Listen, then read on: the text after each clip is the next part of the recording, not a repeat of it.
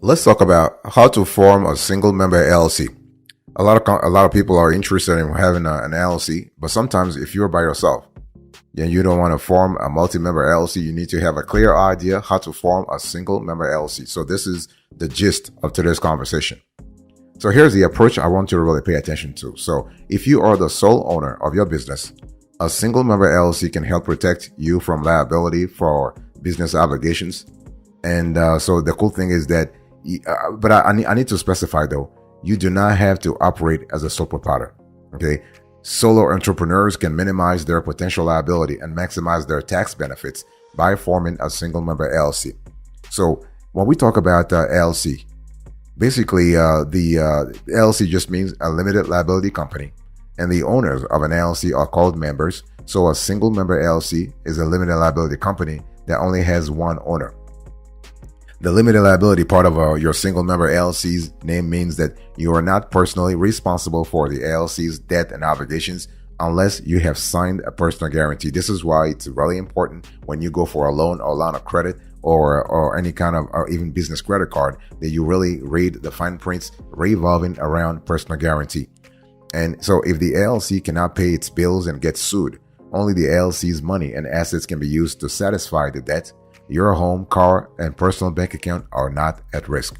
In contrast, if you are a sole proprietor, you and the business are legally the same, and any business debt and obligations are also yours personally.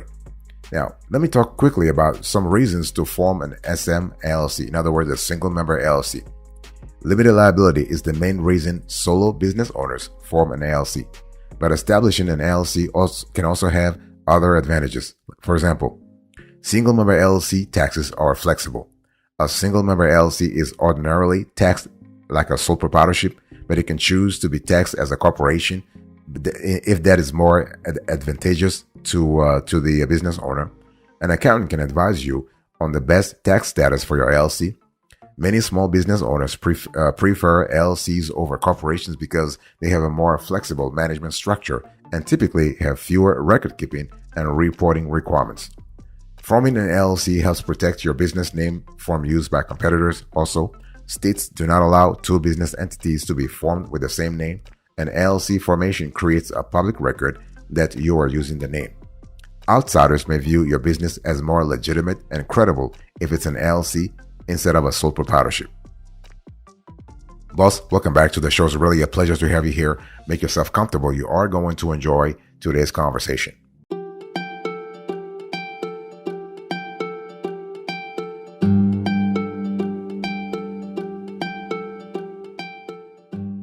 So let's really talk about the steps you need to follow if you want to form a single member limited liability company.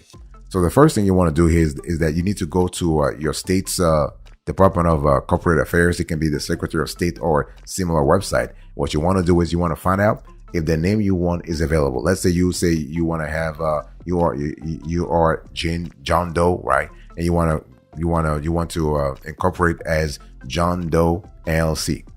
Go to that database in your state database and see if John Doe LLC is available. Before forming an LLC, conduct a name search to make sure the name you want to use for your LLC is available in your state. Most states allow you to search business names online. If you are not ready to form your LLC right away, almost all states allow you to reserve a name for a limited period of time. It's usually 30 days maximum. In some cases can go all the way to 6 months. So the first step you want to really follow here is to find out if the name you want is available. So this is really important because you're trying to really, save yourself from lawsuits down the road. The second thing you want to do is you need to choose you need to choose a registered agent for your LLC, for your single member LLC. So what is a registered agent? A registered agent is a person or business entity that will accept lawsuits and other legal documents on behalf of your single member LLC. And in most states, a registered agent can be anyone, including you, although there are disadvantages. Anyone who is over 18 has a physical address in the state and is ordinarily available at that address during normal business hours. We're talking about 8 to 5 or 8 to 6 p.m., 8 a.m. to 6 p.m. Okay, so it's really important, and we do not advise you to be your own registered agent, even though you can be. I mean, you could be if you wanted to, but It's just a lot better to separate your business's affairs from your personal affairs. So because, and you do not want to divulge your personal information, because a registered agent, his or her address is a matter of public records. People can actually someone to can really do research about the business and get all that info. So it's important to have a clear idea of where you're going with this registered agent thing. It's just better to have someone else take care of that task. Boss, I want to quickly remind you of today's topic. We are having a conversation about how to form a single member LLC.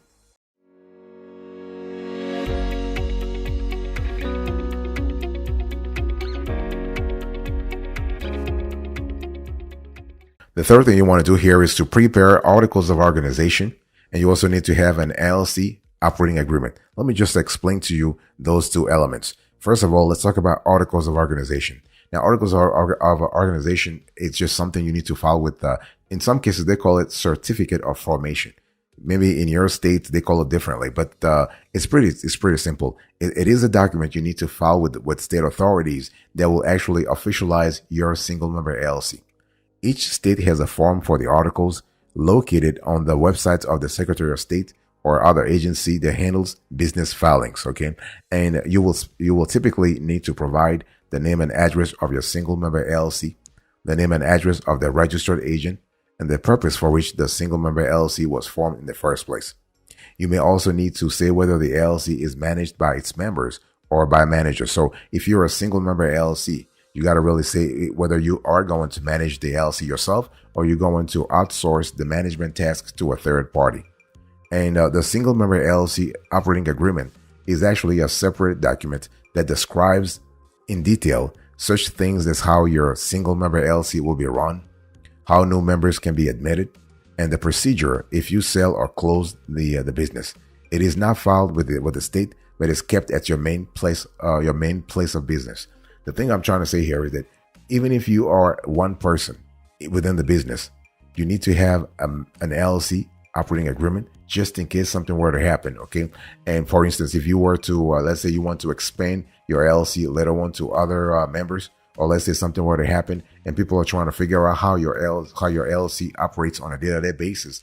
So a single member LLC operating agreement is the document that will explain to folks at length how your LLC operates on a day-to-day basis. And this could be really beneficial to you, especially if you are a party to a lawsuit, for instance, and the parties are in a discovery phase, and any information that you have could be to your advantage. So you really want to have it, but it's not a legal document. You need to file with the Secretary of State. Okay.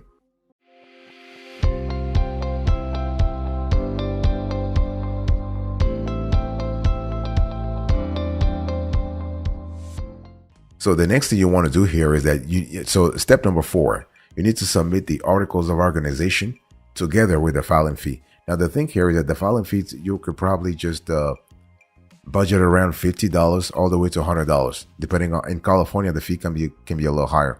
But if you are filing a single member LLC, the fees is usually around $50. Okay. In most states, the LLC is formed as soon as your application is processed. You will receive a certificate of formation in the mail.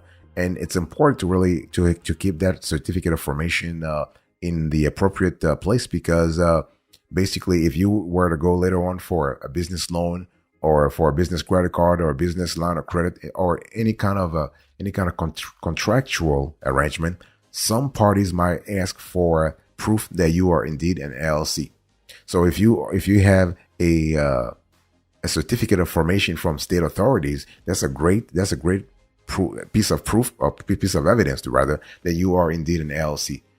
Bearing that, you might need to actually ask the state to deliver something called a certificate of good standing. In other words, your single member LLC is already established, has been operating for a while now, and you're trying to prove to third parties, to contractual third parties, that you are an LLC in good standing. So it is basically a document you receive from the state that actually attests to you being in good standing in the state.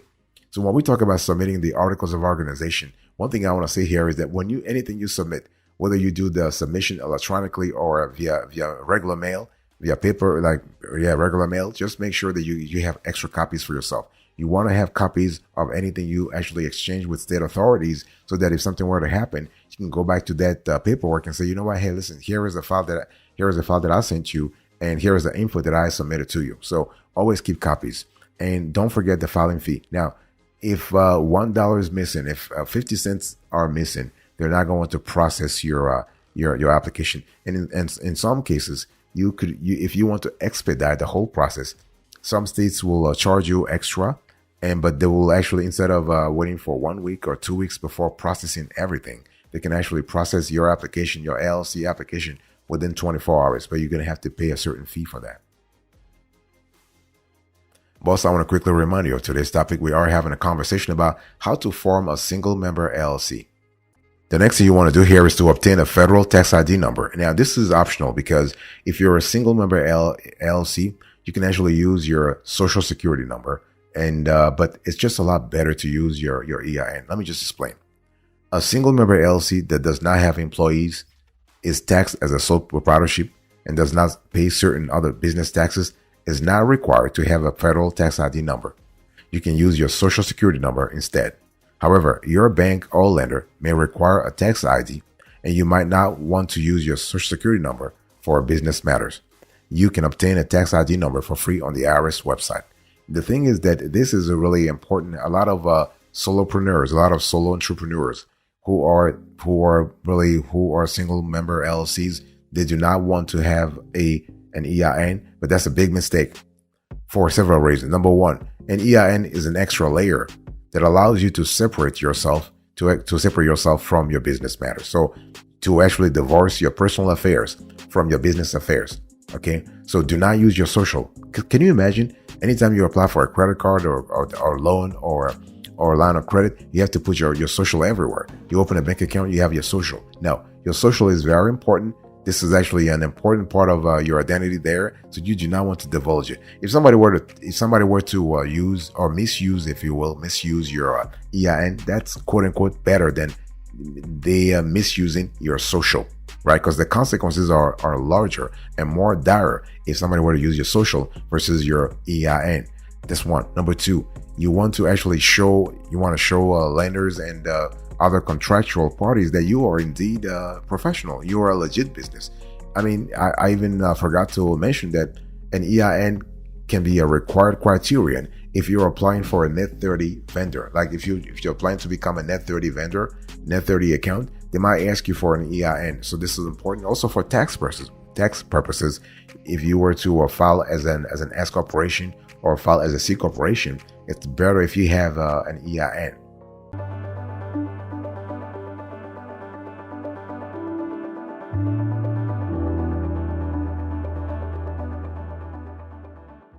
The next thing you want to do here is to open an LLC bank account. Now, when we talk about opening an LLC bank account, I want to go back to what I said earlier about trying to trying to segregate your personal affairs from your business affairs. The thing is not just opening the bank account and just running the account as a personal bank account. No, you want to direct all your business expenses through that account and all your business payments through that account also. So any cash inflows and cash outflows that revolve around your single member LLC, you want to route those inflows and outflows to your single member LLC bank account. To protect your limited liability status and make record keeping easier, it's just essential to have a separate bank account for your business. Now, what does that mean?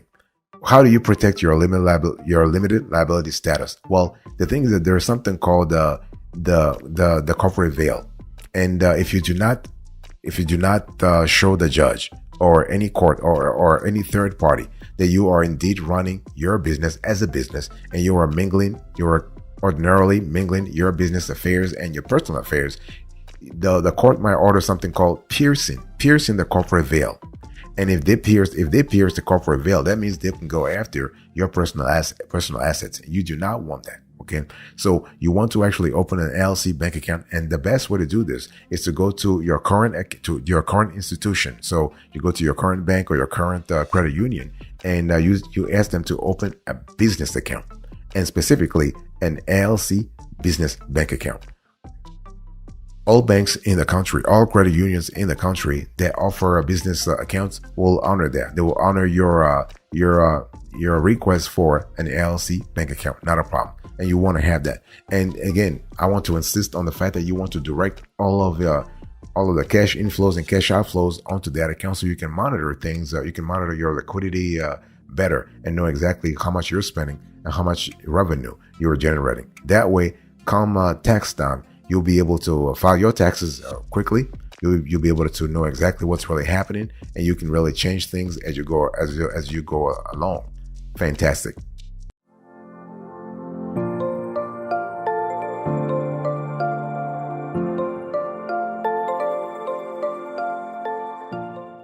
One thing I also want to say here is that when we talk about forming a single member LLC, there is an element of branding you need to really pay attention to, and it's important to really justify your existence as a single member LLC. In other words, you need to really quote unquote let people know that you are indeed an LLC, because the thing is that there is a risk if you are a one person business that people actually confuse you, quote unquote confuse you with your private affairs. In other words, if your name is John Doe, if you do not put the LLC at the end of the John Doe, and you just engage in business matters as John Doe, a lot of folks will have a hard time believing that you are an LLC. You are a business in the first place, an LLC for that matter. But if you put John Doe, LLC, then it's really cool. So always use LLC at the end of your business name on official correspondence, forms, marketing materials, and contracts. Doing this makes it clear to everyone that they are doing business with an LLC and not with you personally. So when you form a single member LLC, you protect yourself from personal liability for business obligations and gain flexibility at tax time. But the thing is that you are going to have to prove to your stakeholders that you run your business as an LLC. Okay. And if you do not do it, then you do not have the corporate veil that I just spoke to you about earlier. And but bottom line here is what? Single member LLCs are very easy and inexpensive to set up, and your business will get the added credibility that the LLC designation provides. But to really officialize things, make sure that you go to either let us know in the comment section, tell us your city and state, and then we'll just let you know the best strategy for your city and state. And or you can actually just go to the websites of the officials, and and this could be Secretary of State or like another agency that is, sometimes it can be the Department of Revenue, Taxation and Revenue in your state, and you can get all the info that you need to have a clear idea how to file a single member LLC in your state. Really appreciating today's conversation. I just explained to you how to form a single member LLC. So I give you the approach, and then I give you the steps. Thank you so much. God bless you. I'll speak to you another time. Until then, remember, stay marvelous.